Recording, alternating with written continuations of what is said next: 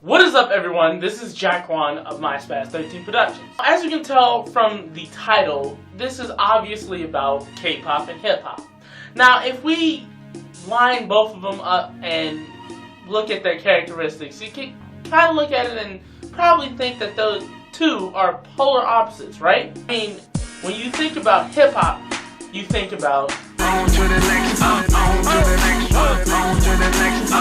and when you think about K-pop, you think about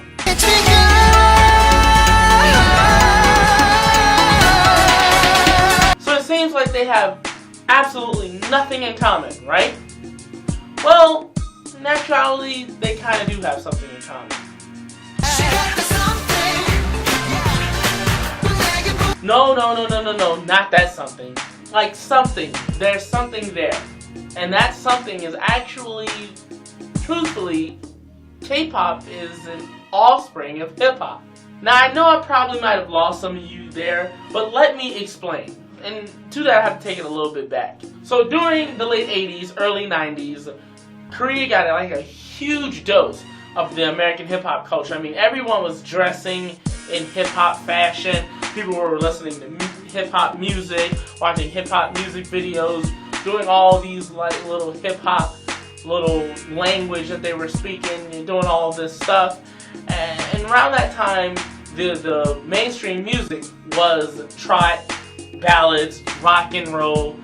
But then this new, fresh thing came along where all these aspiring young musicians in their teens and then young adults started just, putting this music to use, and groups like CO Taiji gave birth to what is known today as K-pop. This whole perception that hip-hop was never big in Korea or is not big in Korea is kind of a fallacy. It's kind of true now, but back then in the early 90s, when you can just look at some of the pictures of some of the people of Korean youth, just what they wore. I mean, look at just a GD and Taeyong old childhood photo. Some of the stuff they wore just radiated American hip-hop style. We're not including groups like CO Taiji and the Boys, who are one of those groups who founded K-pop. We can just look at the very first generation of idol groups. You got SES, you got Aurora, G.O.D., Esha Keys, Fin KL, Shinhwa, Sweet Tea, and One Time. Like, look at all of what they've done or in the music videos that they had. And then not only them, look at some of the solo artists that came out. Truthfully, Korean pop was hip-hop done in Korean. Hence the name Korean pop. But now today, you can't really sense the hip-hop influence in a lot of K-pop, especially mainstream companies.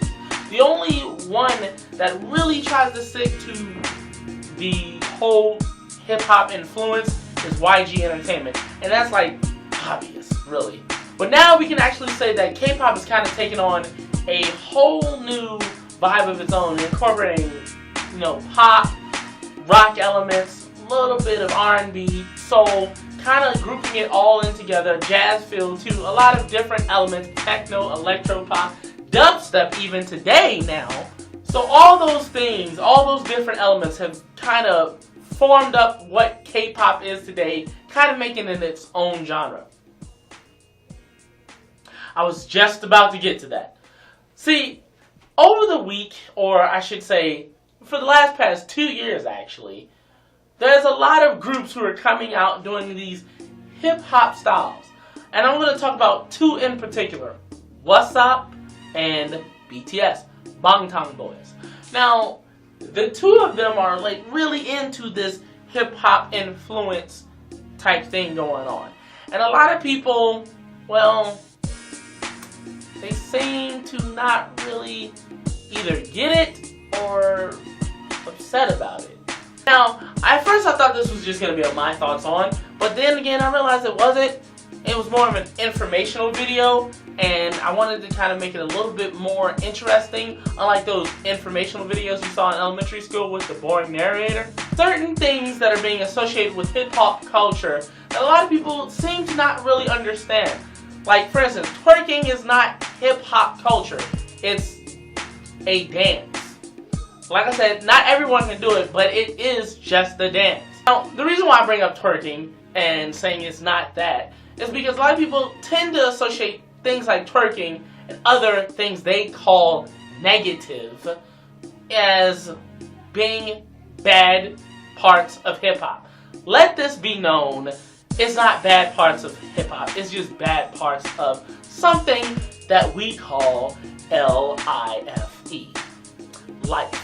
Now, the whole stigma and whole perception that drugs, stealing, guns, calling women the B.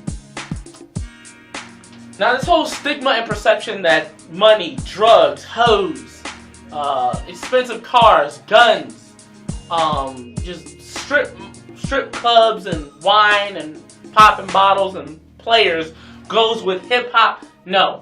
Let me educate you a little bit. It goes with rap. Okay?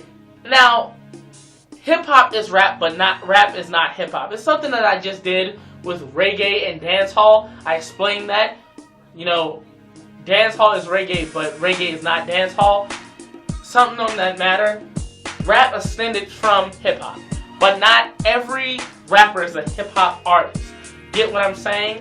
Certain people are hip-hop artists, and quite frankly, MCs are hip-hop artists. And then there's not a lot of them. Understand, rap is about mo money, mo drugs, hoes, guns, stuff like that. Party on, anthem, a lot of stuff like that. That's what rap is. Hip-hop, on the other hand, is more about the struggle, the learning, the becoming someone of the life, not about, you know, I get the hoes and I make the money. It's something that a lot of people have heard in the past. It's called the struggle. You know, you had people like NWA. That's hip-hop. You had Run DMC, Kid and Play, things like that. Now you had those guys who were doing hip-hop about the struggle, but also about laid-back, chillax life, and all that stuff. And of course, Coolio. He was doing that too. Which brings me up to my next subject.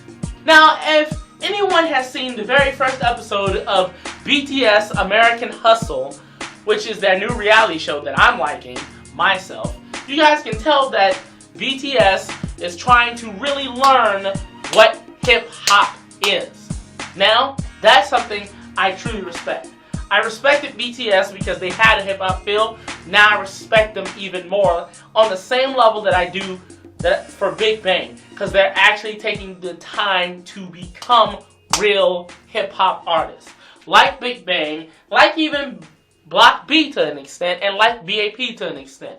But with that being said, BTS is actually trying to further themselves and become hip-hop artists. I think that's amazing, like I already said, and I like how they're going straight to the source in retrospect. One of the places hip-hop originated in, LA.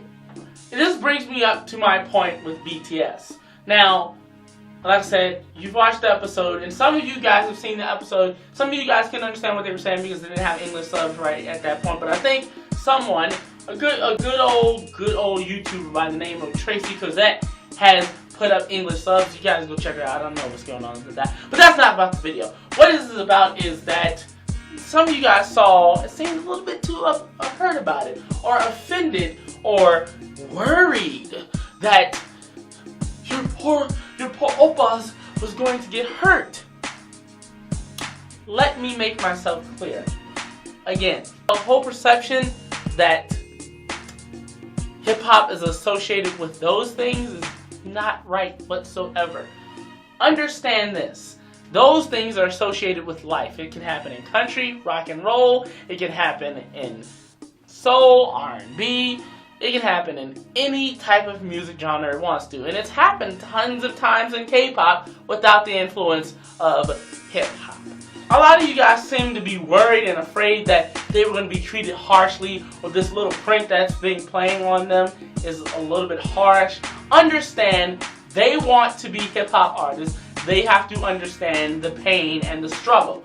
Therefore, they're not going to really ever really experience what true, real hip-hop artists have gone through to become the great MCs of their time or of this time. They will never go through it because they possibly can't. I don't think none of them were actually born in struggle. Like some people mention, you know, Ratman and someone else being, I think, Suga was in underground rapping. Okay, that's fine, but understand, just because you're an underground rapper does not mean you know a struggle. It means you've struggled. I mean, Top was once, before he was a trainee of YG, a underground rapper. He knows a struggle because of, I mean, his lifestyle in the beginning. But he doesn't know the struggle, if I can put it like that. Understand this. Just because you are a rapper does not mean you understand the struggle. Hence puts rappers in one class and hip-hop artists, aka MCs, in another. That's why I think this is an amazing idea, to be trained by an MC, a man of great stature, Coolio, and then Tony J. Guys, this is going to be one good thing for him.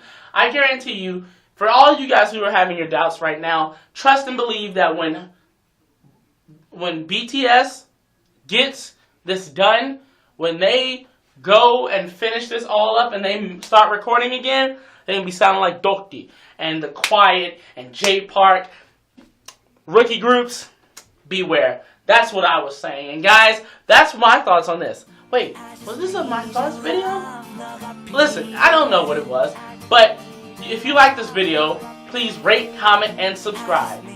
And also follow me on Twitter at JardleyG, JARDLEYG, no space. Follow me on Instagram at JackSpaz, JACSPADD, no space. Check out the official MySpaz13 Productions Tumblr blogspot at www.myspaz13productions.tumblr.com.